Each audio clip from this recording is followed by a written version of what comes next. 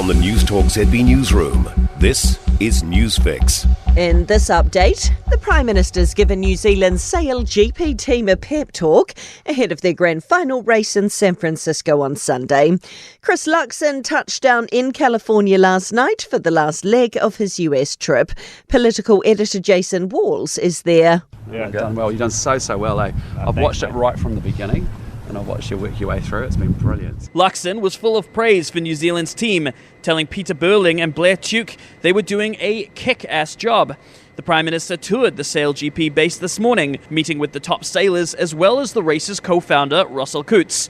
A gushing Luxon couldn't contain his excitement at meeting the team in person this morning. Thanks for the leadership, lads. I really appreciate it. Really proud of this. Thank you. So proud of that.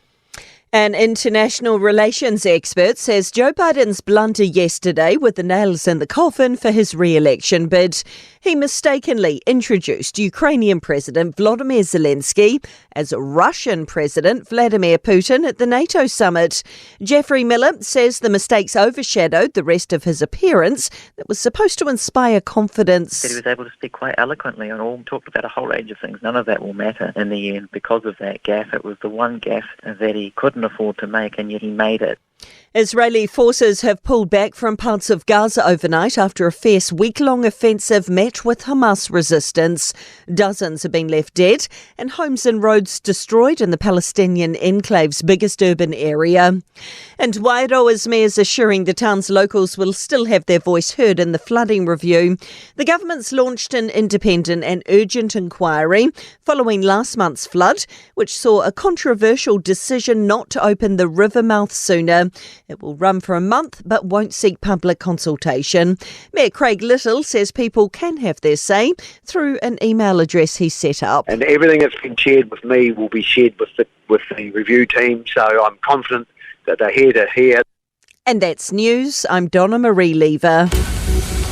To sport. Daniil Medvedev is expected to be heavily fined for an abusive outburst during the first set of his semi-final loss to Carlos Alcaraz at Wimbledon. Craig Gabriel explains. Daniil Medvedev is fortunate not to have been defaulted against Carlos Alcaraz. During the first set, the chair umpire, Melbourne-based Eva Azdaraki Moore, ruled a return that Medvedev hit had bounced twice. To use the correct term, it was not up. Medvedev was not happy and directed abusive language at the umpire. Azdaraki Moore summoned the supervisor, Australian Wayne McEwen, and referee Denise Parnell. After a discussion, Medvedev was warned for unsportsmanlike conduct. Had it not been the semis of Wimbledon, he likely would have been defaulted.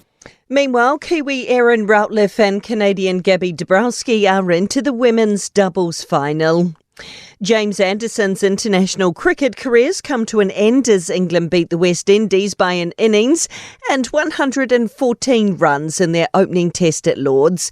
The 41-year-old finishes with 704 test wickets and sits third on the all-time list of bowlers. And that's sport.